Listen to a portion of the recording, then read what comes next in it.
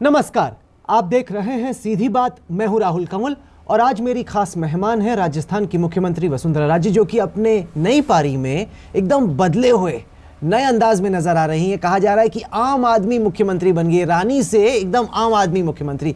Madam, कहां से ये नया रूप आपका देखने का मिल रहा है? क्या ये केजरीवाल इफेक्ट है? आपने नोटिस नहीं किया पहले राहुल जी, यही है मुसीबत। हम लोगों ने बड़े बड़े चेंजेस किए थे जब वहाँ पावर में पहली दफ़ा आए। हम जब गए थे 15 अगस्त और 26 जनवरी को, तब मेरे को समझ में आया कि जनता उसको पसंद करती है।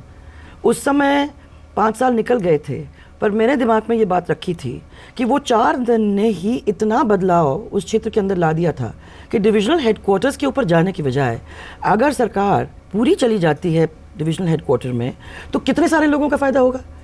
और उसी चीज़ को मैंने अभी ट्रांसलेट किया है। ये कोई नई बात नहीं है, ये तो हमारा सोच तब से है। क्योंकि पहली पारी में आप थोड़ी कटी कटी रहती थी, महारानी का अंदाज था। अब हम देख रहे हैं कि महारानी का अंदाज बदल गया है और आम आदमी का अंदाज कटी कटी रहने का मतलब सिर्फ इतना ही था कि नए होने की वजह से हमको सब चीज़ नहीं मालूम थी, समझना पड़ता था। अंदाज डर भी लगता था कि हम जो बोल रहे हैं वो सही बोल रहे हैं कि नहीं, जो कर रहे हैं वो ठीक कर रहे हैं कि नहीं। See you are learning on the job. और हो सकता है कि उसकी वजह से कुछ गलतियां भी हुई होंगी, परंतु हमारा दिल से ये कोशिश थी कि जनता को जितना लाभ हम पहुंचा सकते हैं हम उसको पहुंचाने की कोशिश करें। तो जब फर्स्ट टाइम आप आते हो, जब आपने फर्स्ट कैमरा फेस किया था, तो आप सब चीज़ जानते थे? नहीं, बिल्कुल नहीं। तो आप जैसे सीखे हो और आप बहुत बड़े शानदारी से पेश आते हो आप अपने प्रोग्राम में, मैं समझती हूँ कि उतना डिफरेंस मेरे ज़िंदगी में भी हुआ होगा। तो केजरीवाल का इम्पैक्ट नहीं है? केजरीवाल प्लीज़। अच्छा, ये बताइए कि जो बड़ी कंपनियां हैं इस वक्त की, वो बीजेपी को और नरेंद्र मोदी को पूरी तरीके से बैक कर रही हैं, क्योंकि वो चाहती हैं कि एक ऐसा प्रधानमंत्री बने जो कि उद्योगपतियों की तरफ थोड़ा नरम दिल रखता हो, गरीबों की तरफ उतना नहीं, लेकिन उद्योगपतियों की तरफ नरम दिल रखता हो। सबसे बड़ा जो आरोप लग रहा है बीजेपी पर इस वक्त, वो ये कि कॉर्पोरेट्स बैक किए जा रहे हैं और कॉर्पोरेट्स धक्का लगा रहे हैं किस तरीके से मोदी पीएम बन जाए। देखो, ऐसा है, देश के अंदर हम सब उस डेमोक्रेसी के एक अंश हैं। आप भी हो, आपका मीडिया भी है, वो भी है, उनका भी अधिकार है। जो आपके बिजनेस वाले लोग हैं, जो पॉलिटिशियंस हैं, उनका भी अधिकार है। जो गांव में रहते हैं उनका भी अधिकार है। अब वो पॉलिटिशियन लोगों ने भी देख लिया कि इतने साल निकल गए, उनका फ़ायदा नहीं हो रहा है, देश पीछे हटता जा रहा है। एक समय था जब चीन के साथ आप कंपटीशन में लाए गए थे, अब उसकी बात तो कोई करता ही नहीं है, क्योंकि ये मान लिया है लोगों ने कि चीन आगे दौड़ में निकल गया है। तो वो भी चाह रहे होंगे कि भाई हमको भी एक ऐसा नेता मिले, एक ऐसी पार्टी मिले जो हमारे देश को आगे चलाने में, हमारे स्वाभिमान को आगे बढ़ाने में एक ऊंचा और बड़ा हाथ। सवाल मैडम ये खड़ा होता है कि अगर उद्योगपति पैसा लगाता है, कैंपेन को फंड करता है, तो क्या आगे चलकर मोदी को कोई कॉम्प्रोमाइज करना होगा उन उद्योगपतियों को खुश करने के लिए जिन्होंने उनके कैंपेन को पैसा दिया? अभी उनका कैरेक्टर बहुत सबके सामने क्लियर है। उन्होंने कितना कॉम्प्रोमाइज़ किया वो आपको मालूम है। अमेरिका के साथ आराम से कॉम्प्रोमाइज़ कर सकते थे, परंतु कॉम्प्रोमाइज़ उन्होंने नहीं किया। आज अमेरिका ने कहा ना, आपके टेलीविज़न पे आया है। तो मैं ये कह रही हूँ कि वी फील प्राइड कि भाई कोई ऐसा व्यक्ति हमारे सामने हो जो कॉम्प्रोमाइज़ करने को तैयार नहीं है और जो सही बात कहने को डरता नहीं। मैं मानती हूँ कि वो इस तरीके का व्यक्ति है and he should be given an opportunity. दूसरा सवाल ये खड़ा होता है कि बीजेपी का कैंपेन कौन फंड करता है? जहाज में घूमती हैं आप, जहाज़ों में घूमते हैं मोदी, आडवाणी, जेटली जी चार्टर्स में। सवाल ये पूछा जाता है कि इन चार्टर कंपनियों के लिए फंडिंग कहाँ से आती है और इसका डिक्लेरेशन क्यों नहीं होता? क्यों नहीं वेबसाइट पर डाला जाता कि वसुंधरा जी की दिल्ली की फ्लाइट, आप तो खैर अब सरकार में है तो इसकी जरूरत नहीं, लेकिन जब आप विपक्ष में थी या जब भी कोई पॉलिटिकल कैंपेन पर निकलता है, फंडिंग कहाँ से होती है? पर अब मैं यूज़ ही नहीं करती। अब आप यूज नहीं करती। आम आदमी विमान में मैं तो ऑर्डिनरी विमान में जाती हूँ कि मैंने देख लिया कि कोई ज़रूरत ही नहीं है। विमान अपन इस्तेमाल क्यों कर रहे हैं? मैंने ये ज़रूर कहा है कि अगर मेरे को जयपुर से बीकानेर जाना है और बीकानेर से वापस जयपुर ही आना है क्योंकि ज़रूरी काम है, तो ठीक है, वो तो जाना ही पड़ेगा। ऐसा नहीं हम तो बीकानेर जाएंगे तो मुझे 2 दिन लगेंगे खाली जाने आने में और काम करने में, तो वो तो अपने स्टेट के लिए अच्छा नहीं है। वो चला के इसीलिए मैंने कहा कि जहाँ तक हो सकता है ये फ्लाइट्स मुंबई जाने की फ्लाइट्स हैं, इधर जाने की फ्लाइट्स हैं, अनलेस स्टेट के लिए बहुत जरूरी हैं, you must use the ordinary flight. Modi तो यूज करते हैं चार्टर, जहाँ जाते हैं चार्टर में ही जाते हैं, प्राइवेट चार्टर में। आई डोंट नो, मतलब जिस तरीके से होते होंगे उन्हें तो सोच समझ के किया होगा। आज तो मैं देख रही हूँ कि यहाँ तो चार्टर से नीचे कोई चलता ही नहीं है। आप लोगों ने जो यहाँ कस्टम्स कर दिए हैं ये ज़रूरी है। हम लोगों ने नहीं, तो आप लोगों ने किए, हम सब ने। क्योंकि देखिए, अगर एक देने वाला होता है तभी तो एक लेने वाला होता है। और मैं ये कहती हूँ कि देने वाला जो होता है वो उतना ही गलत काम कर रहा है लेने वाला। ये करप्शन कहाँ से आता है जी? तो इस चीज़ के लिए तो पूरे देश को सोचना होगा। ये एक की वजह से नहीं हो रहा है। किस तरीके को और किस हाइट तक करप्शन को पहुंचा दिया गया है, भ्रष्टाचार को पहुंचा दिया गया है कि सीमा ही नहीं है। आज अगर आप हजारों करोड़ कोल स्कैम में, 2G के अंदर, कॉमनवेल्थ गेम्स के अंदर खा जाओ तो लोग मैंने समझ ही नहीं सकते कि कितने उसके पीछे कितने ये जीरो तो हैं। आपको लगता है कि डिक्लेरेशन होना चाहिए? हमने एक कार्यक्रम किया मनोहर पर्रिकर के साथ, उन्होंने कहा कि होना चाहिए। जितनी भी फंडिंग आती है पार्टियों की वो आरटीआई के तहत आनी चाहिए और डिक्लेरेशन होना चाहिए कि हमें पैसा कहाँ से मिला, कितना मिला। वो तो पार्टी आपको याद होगा अडवाणी जी के टाइम के अंदर भी जब वो अध्यक्ष थे, इस चीज़ के ऊपर बहुत बड़ी डिबेट पार्टी के अंदर हुई थी और पार्टी ने कहा भी था कि इट इज़ इम्पोर्टेंट कि वी शुड मेक डिक्लेरेशन। क्यों नहीं करती फिर आप? Because you have to change the systems. Once the system नहीं, पर आम आदमी पार्टी अपनी वेबसाइट पर डालता है कि हमें कितना पैसा मिला, किससे मिला, किस नाम से मिला। आई एम श्योर हम लोग करेंगे, हम लोग ऑलरेडी करना शुरू कर इतना बड़ा चुनाव हो रहा है, आप अभी कर देती?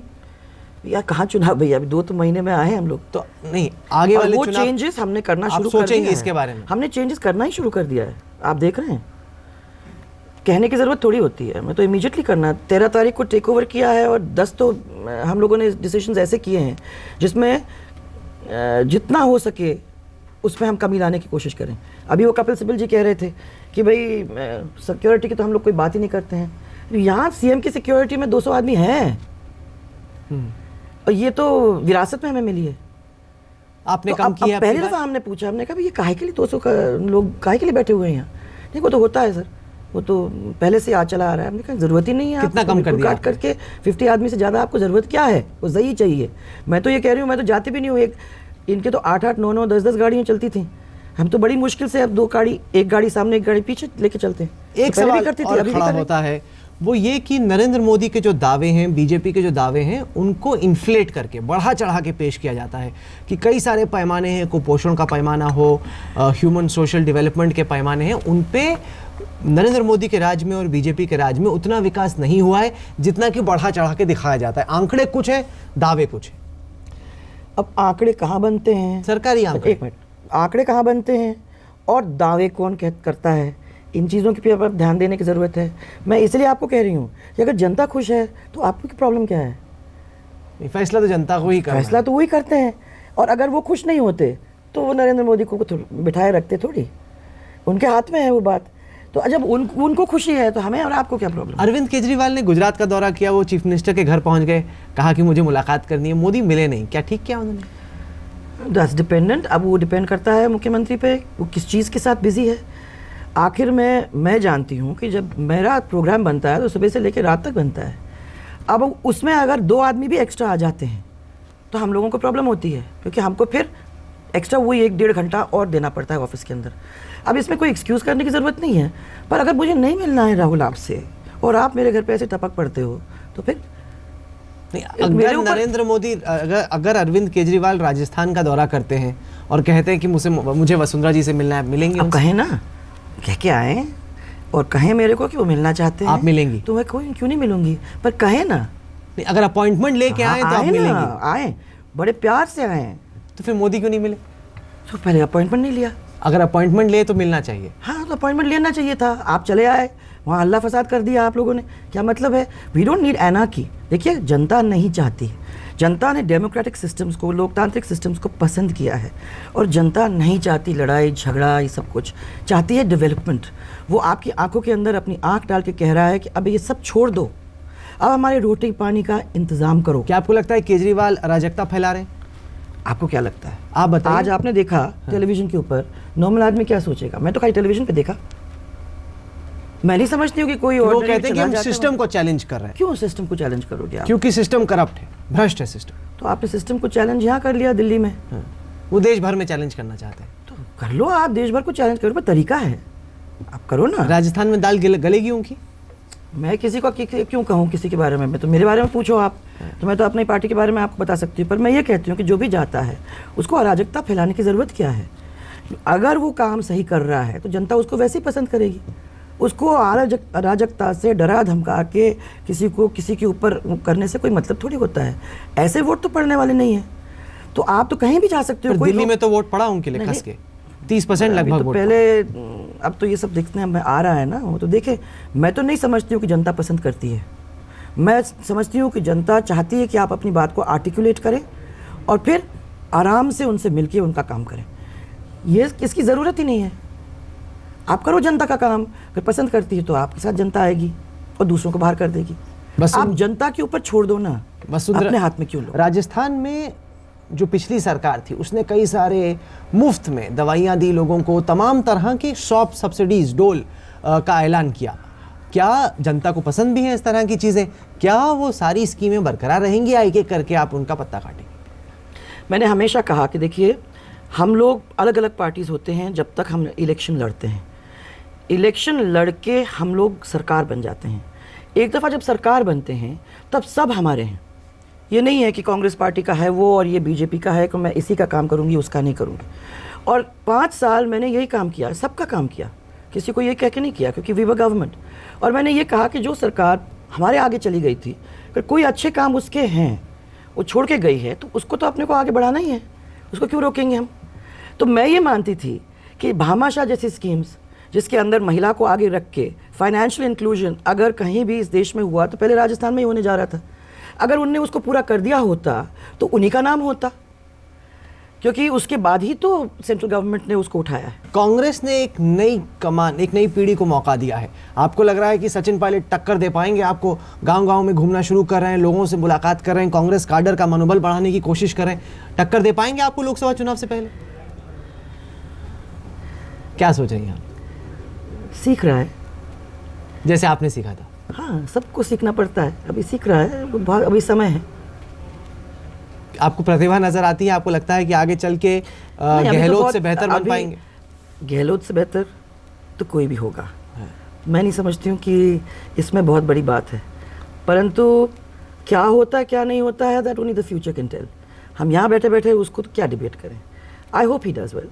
आप बार बार ये कहती हैं कि राज्य सरकारों को और पावर्स दी जानी चाहिए ताकि वो अच्छे से अपनी स्कीमें चला पाए। नरेंद्र मोदी भी ये बात करते हैं। क्या आपको लगता है कि जिस तरीके का माहौल इस वक्त राजस्थान में है उसके आधार पे और बाकी देश में जो माहौल बन रहा है उसके आधार पे बीजेपी का जो मिशन 272 है वो पूरा हो पाएगा? ये केवल एक ख्याली पुलाव है लोगों को थोड़ा मोरल बढ़ाने के लिए? नहीं, अब तो हम लोग सब जानते हैं कि जनता ज़्यादातर क्या चाहती है। बहुत सारे डिस्कशंस पार्टी के अंदर भी हो चुके हैं और मुझे लगता है कि एक रास्ता भी है, क्योंकि हमने देखा कि after all we are not reinventing the wheel. हमने पूछा कि भाई मध्य प्रदेश वालों ने ये कैसे किया, उन्होंने छत्तीसगढ़ वालों ने कैसे किया, गुजरात वालों ने कैसे किया, हमने अपने पुराने टाइम में कैसे किया था। उसमें से जो बेस्ट सोल्यूशन है उसको निकाल के उसको इस्तेमाल करना है। तो क्या है कि हम कोशिश में लगे हुए हैं कि वो काम करके दें, और उस कोशिश में हम कोई कमी नहीं छोड़ेंगे। हम देवता तो है नहीं, परंतु जनता को ये फील होना चाहिए कि ये अपने लोग हैं और ये अपने लिए काम करेंगे। हमारी आवाज़ उनके कान तक पहुंची है और मुझे लगता है कि हम वो कर सकें। आपको लगता है कि इस वक्त मोदी की सरकार बनती आपको नजर आ रही है? क्योंकि बाकी जो पार्टियां हैं वो एक तरीके से कमर कस रही हैं मोदी को रोकने के लिए कि हर कीमत पर कुछ भी हो जाए मोदी दिल्ली के नज़दीक नहीं आने चाहिए, क्योंकि उनको सबको डर है कि जिसका सबसे अच्छा ट्रैक रिकॉर्ड है वो दिल्ली में आएगा। और कोई शक नहीं है, काम उन्होंने किया है, उनकी जनता उनसे खुश है। और जो उनकी जनता, गुजरात की बात नहीं कर रही हूँ मैं, तो राजस्थान की रैलीज देखी हैं। हमने किसी को ट्रक में बिठा के नहीं लाया, किसी को 100 रुपये 10 रुपये की पत्ता नहीं पकड़ाया। वो आए अपने आप ही देखने के लिए, और लाखों में आए। और वो राजस्थान में ही नहीं, मैं आपके टेलीविज़न पे देखती हूँ कभी कभी, तो देखती हूँ कि अलग अलग स्टेट्स के अंदर इतनी जोरदार रैलीज हुई हैं। बिहार के अंदर इतने बम फूटे, उसके बाद भी लोग आए रैली सुनने के लिए। तो कुछ तो होगा जिसकी वजह से जनता इतनी जोर से आ रही है। पर मोदी के जो आलोचक हैं वो ये कहते हैं कि बीजेपी बहुत तेज़ी से एक वन मैन आर्मी बन रही है। अखबार में रिपोर्ट आई जिसमें आडवाणी जी को कोट किया गया, कहा गया कि आडवाणी जी ने भरी मीटिंग में कहा कि जो राहुल गांधी कहते हैं बीजेपी के बारे में वो सही है, बीजेपी बहुत तेज़ी से एक वन मैन आर्मी बन रही है। हमने तो अपने पार्टी के अंदर इनर पार्टी डेमोक्रेसी में कोई कसर नहीं छोड़ी। मैं खुद बात अपनी करूं, हमारे यहाँ राजस्थान में कितना भी मेहनत करें हम या हमने कितना भी काम किया, कोई लोग तो कहेंगे ही, और वो हमारे पार्टी के अंदर कहेंगे, और ये अच्छी बात है, ये होना भी चाहिए। क्योंकि अगर हम आपकी जी हजूरी करते ही रहेंगे तो आपको तो मालूम ही नहीं होगा कि ज़मीन पे क्या हो रहा है। यही तो हाल है कांग्रेस का। हम तो चाह रहे हैं कि हम लोगों के बीच में डिवीजन हो। नहीं तो हम चाह अगर रहे हैं कि मोदी हम लोगों कुछ के बीच गलत में- करें, क्या वसुंधरा राजे उन्हें आंख में देखते हुए कह देंगी कि सकते आप हैं। जो कह रहे हैं वो हम गलत लोग है? एक दूसरे को कह सकते हैं, यही तो हो रहा है पार्टी के अंदर। हम एक दूसरे के अंदर कह सकते हैं, हम अपने राजस्थान के अंदर कह सकते हैं, राजस्थान के लोगों ने हमारे बारे में कहा, हम उनके बारे में कहें, ये डिबेट चलता रहता है। परंतु इसका मतलब नहीं है कि जब हम लड़ाई में उतरेंगे, जनता के सामने खड़े होंगे, कि हम एक नहीं होंगे। नहीं तो ऐसा क्यों माना जा रहा है कि बीजेपी मोदी के व्यक्तित्व के इर्द गिर्द आके खड़ी हो गई है, बाकी जो नेता हैं उनका कद बौना हो गया है और मोदी का ही कद है और पार्टी उनकी शख्सियत के इर्द गिर्द है? ये नेचुरल होता है। मैंने भी क्या कहते हैं राजस्थान में देखा है, शिवराज ने भी आई एम श्योर देखा होगा, सब चीफ मिनिस्टर्स जो है उनने देखा होगा। पर यहाँ कांग्रेस वाले तो चाहते ही नहीं है कि कोई किसी का वो बने, वो तो सीधे जेल में जाता है, सीबीआई आ जाती है। हम लोग ऐसे नहीं करते हैं, हम लोग कहते हैं भाई बोलो, आपको बोलना है बोलिए, whoever is the best Janata choose करेगी। जनता अगर सोचती है कि राहुल अच्छा काम करता है वसुंधरा राजे से, तो कल आपको बनाया जाएगा। नहीं, मैं नहीं, राहुल गांधी ठीक है, मैं तो चुनावी दौड़ मैं में आपकी दौड़ में तो नहीं हूँ, मैं आपका खाली एग्जाम्पल के हिसाब से कह रही हूँ। तो कोई भी हो सकता है। आज तो कह रहे हैं ना कि कितना छोटा सा कार्यकर्ता वो मोदी आज आके प्रधानमंत्री के पद तक पहुंच सकता है। ऐसा पार्टी के अंदर हो रहा है, ये परिवार के अंदर से निकल के नहीं आ रहा है। कांग्रेस में राहुल गांधी का चेहरा आगे किया जा रहा है। क्या आपको लगता है कि राहुल गांधी में दम है मोदी को टक्कर देने के लिए? देखो, ऑपोजिशन को हमेशा ऑपोजिशन मानना चाहिए। किसी को हम क्यों सोचें कि भाई वो दे सकता है कि नहीं दे सकता है। हमारी तैयारी क्या है, हम क्या कर रहे हैं, हमारी क्या डिलीवरी होगी, हमने उसके बारे में चर्चा करनी है और हम उसी में लगे हैं। हमको इंटरेस्ट नहीं है, वो तो चलता रहेगा साइड में, कौन क्या कर रहा है, कौन क्या कर रहा है, वो चलेगा। आप लोग टेलीविज़न पे चलाओगे, हम उसको देखते रहेंगे।